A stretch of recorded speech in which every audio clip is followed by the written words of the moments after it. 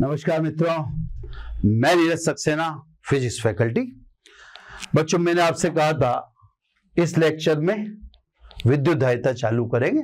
पिछले लेक्चर में स्थिति ऊर्जा, उसके न्यूमेरिकल वगैरह वगैरह अपन क्लोज कर चुके हैं। क्लियर साहब, है ना? तो अब अपने को चालू करना है नया टॉपिक। नया टॉपिक है विद्युत धारिता, यानी इलेक्ट्रिक कैपेसिटेंस। अगर हम इंग्लिश वर्जन का और हिंदी वर्जन का अर्थ भी समझें, धारिता को समझें, तो धारिता का मतलब एक तरह से धारण यानी ग्रहण करने की क्षमता। मैंने आपसे कहा भी था कि फिजिक्स में आप देखेंगे तो कई बार वर्ड से ही पता पड़ जाता है कि पैकेट के अंदर क्या होगा। अगर अंग्रेजी वर्जन देखें तो कैपेसिटी, और कैपेसिटी शब्द से ही बना कैपेसिटेंस। कमोबेश इंग्लिश वाला वर्ड भी बात क्लियर कह रहा है, क्षमता। क्लियर? अब क्षमता काय की इलेक्ट्रिक यानी आवेश ग्रहण करने से संबंधित बात है। तो अब सीधे सीधे अपन टॉपिक पे आ जाएं। मैंने ये तो आपको इसलिए बता दिया कि हाँ, शब्दों पे भी अगर आप गौर करेंगे तो कुछ एकेडमिक पेपर में आप लिख सकते हैं, यूं नहीं कि हम में कुछ आता ही नहीं था, है ना? तो इसलिए शब्दों को थोड़ा सा खोल के दिखा देते हैं ताकि आप कुछ वहां भी लिख सके। अब बात को समझें। विद्युत धारिता, हम किसी चालक को आवेश देते हैं, चालक आवेश लेता है, उसमें कोई नई बात नहीं है, ये पीछे से ही पढ़ते हुए आ रहे हैं हम, फर्स्ट लेक्चर से ये बात चल रही है। तो चालक आवेश लेने से कभी भी मना नहीं करता। लेकिन अब बात आती है कि चालक को आप आवेश देते रहें, वो लेता रहे, आखिर कब तक? तो साहब ऐसे समझो आप, जैसे मान लो ये एक नल है ना? नल से बह रहा जल है। अब ये इसके नीचे मैंने लगा दी एक 40 लीटर कैपेसिटी वाली एक बाल्टी लगा दी। नल में से जल आ रहा है क्योंकि नल खोला या खुला हुआ है। अब बात को समझना, अरे जो बात साधारण तरीके से आप समझ जाओगे वही बात मुझे कहनी होती है। ये साहब जैसे जैसे इस बाल्टी में पानी जाता जाएगा, वैसे वैसे जल स्तर की ऊंचाई बढ़ती जाएगी। ठीक है, आप भी जानते हो, ये वो सामान्य सी बात है। ऊंचाई कब तक बढ़ेगी साहब? बाल्टी की एक कैपेसिटी है जो पहले दिखा दी गई है 40 लीटर। तो जैसे चालक आवेश लेता रहेगा, ऐसे बाल्टी भी पानी लेती रहेगी। लेकिन इसकी एक कैपेसिटी है। अब नल तो चालू है तो फिर पानी बाहर गिरता रहेगा, उसका विसर्जन हो जाएगा। ये अपनी कैपेसिटी 40 लीटर से ज्यादा लेने वाली नहीं है। एग्जैक्टली बच्चों, जब आप चालक को आवेश देते हो तो ये का यही सीन आपको चालक में भी मिलेगा। ये का यही सीन सेम।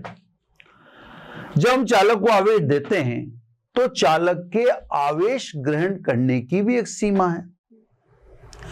जैसे हम यहां जल को प्रवाह चालू रखे हुए थे तो यहां पर जल स्तर बढ़ता जा रहा था, ऐसे ही आप आवेश देते जाएंगे चालक को तो उसके भी विभव तल में क्या होती जाएगी? वृद्धि होती जाएगी। तो जैसे जल स्तर बढ़ रहा है वैसे वैसे आवेश देने से चालक के विभव तल में भी वृद्धि होती जा रही है। क्लियर है ना? लेकिन जैसे यहां पर बकेट की या बाल्टी की एक सीमा थी, उसके बाद पानी का विसर्जन हो गया। एग्जैक्टली चालक को भी जब आवेश देते हैं तो आवेश देते देते उसका विभव तल बढ़ता है, लेकिन चालक के आवेश ग्रहण करने की भी एक निश्चित सीमा है, एग्जैक्टली बाल्टी की तरह। उसके बाद भी अगर आप आवेश देते जाओगे तो चालक उस दिए गए आवेश का वातावरण में विसर्जन करने लगेगा। चालक के आवेश ग्रहण करने की इसी क्षमता को हम कहते हैं विद्युत धारिता। तो सीधे सीधे वर्ड्स में कहें तो चालक के आवेश ग्रहण करने की क्षमता विद्युत धारिता कहलाती है। अब बात कहां से स्टार्ट की जाए, तो बात बिल्कुल छोटे से पद से स्टार्ट करो। चालक को दिया गया आवेश उसके विभव तल में वृद्धि के समानुपाती होता है, यानी जैसे जैसे आवेश देते जाते हैं वैसे वैसे विभव तल यानी विभव बढ़ता जाता है ना। तो Q directly proportional to V, इसलिए Q is equal to CV।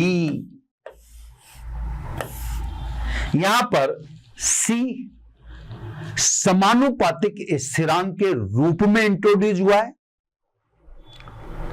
वास्तविकता में C चालक के आवेश ग्रहण करने की क्षमता का मापक है।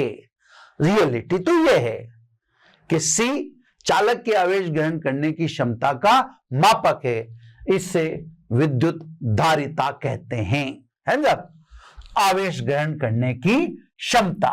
ठीक है जब अब साहब इससे डेफिनेशन निकालें। पहले दो छोटी छोटी बातें। आवेश ग्रहण करने की क्षमता अर्थात विद्युत धारिता दो बातों पर निर्भर करती है। नंबर 1 बात, चालक के ज्यामितीय आकार पर। आपको सिद्ध करके बता दूंगा कि चालक के ज्यामितीय आकार पर उसके आवेश ग्रहण करने की क्षमता यानी विद्युत धारिता निर्भर करती है। नंबर 2, चालक के चारों ओर उपस्थित या चारों ओर स्थित माध्यम पर। तो अभी तो ये टॉपिक स्टार्ट ही हुआ है, इससे अभी तो बहुत कुछ मेरे द्वारा बताया जा सकना संभव नहीं है, लेकिन ऐसा मत समझिएगा आप कि मैंने कोई बात बोल दी और उसको मैं आगे प्रूव नहीं करूंगा, सिद्ध नहीं करूंगा, ऐसा पॉसिबल नहीं है, है ना। वो मुझे याद है तो मैंने अभी तो बता दिया। आवेश ग्रहण करने की क्षमता यानी विद्युत धारिता दो बातों पर निर्भर करती है। नंबर 1 चालक के ज्यामितीय आकार पर, नंबर 2 चालक के चारों ओर स्थित माध्यम पर। अगले टॉपिक में मैं ये प्रूव भी कर दूंगा, है ना। अब सब धारिता की परिभाषा निकालो। एक से धारिता की परिभाषा निकालोगे C बराबर Q अपॉन V, यानी C बराबर Q अपॉन V के अनुसार कह सकते हो चालक को दिया गया आवेश कैपिटल Q वो उसके विभव तल में वृद्धि का अनुपात विद्युत धारिता कहलाता है। आप ऐसा भी कह सकते हो यदि V बराबर +1 तो या V बराबर 1 वोल्ट है ना, तो C बराबर Q, यानी विद्युत धारिता चालक को दिए गए उस आवेश के बराबर होती है जो उसके विभव में 1 वोल्ट की वृद्धि कर दे। ठीक है ना। तो ये तो साहब विद्युत धारिता का अर्थ, ये साहब उसका गणितीय रूप, उसकी निर्भरता, उसकी परिभाषा। अब यहां पर एक बात को ध्यान से सुनो, ये ज्यादा कचरा हो गया तो मैं आपको अगले पेज पे ले जाता हूं। आप अगले पेज पर और ध्यान से इस बात को समझ सकते हो, है ना। अगले पेज पर आते हैं अपन। यहां पे मैं लिख देता हूं C बराबर Q अपॉन V। अब देखो अपने को विद्युत धारिताओं की गणना करनी, क्लियर। विद्युत धारिता की जब अपन गणना करेंगे तो इस फॉर्मूले से करेंगे, क्लियर। अब आपको मैं इसमें बता दूं कि मैं दिया गया आवेश इस पूरे चैप्टर में फिक्स कर देता हूं। मतलब मैं, आप इसको पढ़ ही रहे हो नोट्स को, तो आप इस बात का ध्यान रखना कि मैं चालक को दिया गया आवेश सदैव क्या लिखूंगा, कैपिटल क्यू, सदैव, इस चैप्टर में, है ना। आगे वाले चैप्टरों की बात छोड़ो। तो आपको केवल विभव में वृद्धि की ही गणना करनी है ना। भाई अभी हमें चालक की धारिता कैलकुलेट करनी पड़ेगी, फिर संधारित्र पढ़ेंगे, वहां भी धारिताएं कैलकुलेट करनी पड़ेंगी। तो मैं आपको पहले से ही हिंट दे रहा हूं कि मैं इसी फॉर्मूले से धारिता की गणना करेंगे। तो जब इसी फॉर्मूले से करेंगे तो मैंने दिया गया आवेश हमेशा क्यू ही देना है। मैं अब नहीं भी बोलूं तो आप समझ जाए दिया गया आवेश कैपिटल क्यू है। तो आप एक से तो निवृत्त हो जाओ कि दिए गए आवेश को मैं कैपिटल क्यू ही रखूंगा। बस अब आप तो केवल मेरे को बता देना विभव में वृद्धि कितनी हुई। जैसे आप बता दो विभव में वृद्धि इतनी है तो ठीक है, यहां रख देंगे, सी निकल जाएगा। चलो सब है। अब आ जाओ सब छोटी छोटी इंपॉर्टेंट बातें, है ना। इंपॉर्टेंट बातों में पहली बात, विद्युत धारिता अदिश राशि है। मतलब न्यूमेरिकल में तो आपको खास तकलीफ नहीं होगी।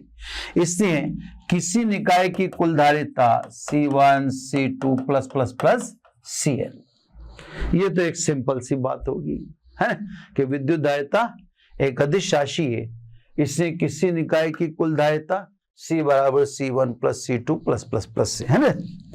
अगली बात, ये मैं आपको आगे चैप्टर में बताता रहूंगा, ये चीज आती रहेगी। ग्राफिक क्वेश्चन भी हो सकते हैं, जैसे ये Q अक्ष है, ये V है ना। क्योंकि Q is proportional to V, तो इसका ग्राफ सरल रेखा ही खींचेगा। ये भी बात क्लियर है। अब क्योंकि आप एकेडमिक वाले बच्चे भी होंगे और कंपटीशन वाले बच्चे भी होंगे, तो एकेडमिक वाले बच्चे ध्यान दें, उनसे पूछा जा सकता है कि Q तथा V के मध्य खींचे गए ग्राफ की प्रवणता किसके बराबर होती है। या आप ध्यान रखना कि आपको इस शेप में ग्राफ देकर ये पूछ सकते हैं कि इस ग्राफ की प्रवणता किसके बराबर है। तो साहब QV ग्राफ की प्रवणता, है ना, QV ग्राफ की प्रवणता, तो vertical axis upon horizontal axis, calculate तो किससे करते हैं इसे, tan थीटा से। Vertical axis upon horizontal axis, ये जनरल याद रख लो आप। अब Q अपॉन V बराबर क्या होता है, C। तो साहब आप सीधा सा जवाब दे देना कि अगर ये ग्राफ दे रखा है तो साहब इस ग्राफ की प्रवणता किसके बराबर होती है, विद्युत धारिता के बराबर होती है। सीधी सी बात है, उसमें ज्यादा दिमाग आपको लगाना ही नहीं है ना। क्लियर। तो साहब अगर आपसे कोई ये सब पूछता है तो आपको सीधा सीधा ही बता देना, ठीक है। अब अगली बात पे आते हैं। ये चीज मैं आपको आगे भी जब अपन नेक्स्ट चैप्टर पढ़ेंगे, क्योंकि अब धारा विद्युत की वगैरह आएगा, स्थिर विद्युत की तो हम बहुत एंड की तरफ जाने लग गए ना, तो अब अन्य चीजें आएंगी, तो वहां भी मैं एक दो बार बता दूंगा। प्रवणता वाला कोई एक क्वेश्चन आपसे पूछा जा सकता है। चलो, है ना। अगली बात, मात्रक की बात कर ले सब, है ना। मात्रक क्या होगा, फॉर्मूला आपके सामने, C बराबर Q अपॉन V। Q का मात्रक तो कूलाम है और V का मात्रक वोल्ट है, तो SI मात्रक आपको दिखेगा कूलाम प्रति वोल्ट। कूलाम प्रति वोल्ट को बोलते हैं फैराड और इसको दर्शाते हैं कैपिटल F से। तो साहब विद्युत धारिता का मात्रक कूलाम प्रति वोल्ट अर्थात फैराड होता है। क्लियर सब, है ना। यहां पे ये भी ध्यान रखें, फैराड धारिता का बहुत बड़ा मात्रक है, यह आपके कभी भी काम में नहीं आएगा, बहुत बड़ा मात्रक है। तो इसलिए हम इसके अपगुणज का इस्तेमाल करते हैं, जैसे माइक्रोफैराड यानी 10⁻⁻6 फैराड, जैसे नैनोफैराड मतलब 10⁻⁹ फैराड, जैसे पिकोफैराड यानी 10⁻12 फैराड, है ना। तो ये तो बहुत बड़ा मात्रक है, सब चीज दिखा दूंगा, ये भी दिखा दूंगा कि वास्तव में फेरेड बहुत बड़ा मात्रक है। अभी सब दिखा देंगे, अपन टेंशन न लें, हर चीज। ऐसा नहीं होता कि कोई चीज के भूल जाता हूं। अब वो ये है कि अभी तो चालू हुआ है ना विद्युत दायित्व, तो अभी सब कुछ बता पाना पॉसिबल नहीं है। हाँ, कोशिश करते हैं कि इसमें भी बताते चलें, ठीक है। फेरेड के बारे में आपको बता ही दिया। फेरेड मात्रक की परिभाषा भी आप दे सकते हो, यहां से दे सकते हो। अगर आवेश 1 कूलाम रख दो, विभव 1 वोल्ट रख दो, तो 1/1 इज इक्वल टू 1। यानी यदि 1 कूलाम आवेश देने पर विभव में वृद्धि 1 वोल्ट हो, या यूं कहते हैं चालक को 1 कूलाम आवेश देने पर उसके विभव में वृद्धि 1 वोल्ट हो, तो धारिता को 1 फेरेड कहते हैं, है ना। जब ऐसे मात्रक आप बता सकते हैं, मात्रक की परिभाषा। अब विमा निकालना साहब, है ना, थोड़ा सा अव्यवस्थित सा दिख रहा है थोड़ा बहुत, पर ऐसा नहीं है। अब C बराबर Q/V से विमा निकालना है। इसकी विमा तो जानते हैं अपन, तो इसको तो अभी यही रहने दें, इसको तो कूलाम लिख दें। ये आवेश है, तो कार्य बटा आवेश, वोल्ट को कहते हैं कार्य बटा आवेश, यानी जूल प्रति कूलाम। तो सीधी सीधी बात होगी, कूलाम स्क्वायर बटा कार्य हो गया। दोबारा ध्यान से समझ लें, यह आवेश है, आवेश का मात्रक तो कूलाम है।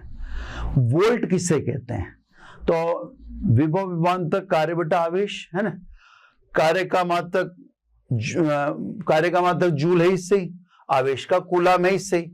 तो इसका मात्रक लिख दूं मैं, जूल प्रति कूलाम लिख देता हूं, ताकि वो आपको ज्यादा बेटर सूट करेगा ना।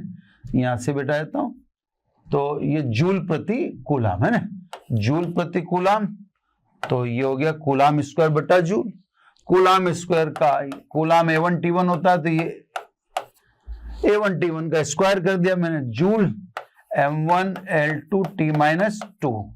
तो सब विमा होगी M-1 L-2, और ये 2 पर जाके जुड़ा तो T4 और A2। फिर आप देख लेना, मैंने समझा दिए ना एक बार और। M-1 L-2 T4 हो गया माइनस माइनस, है ना, और A2, ठीक है ना। ये सब मात्रक विमा की बात हुई।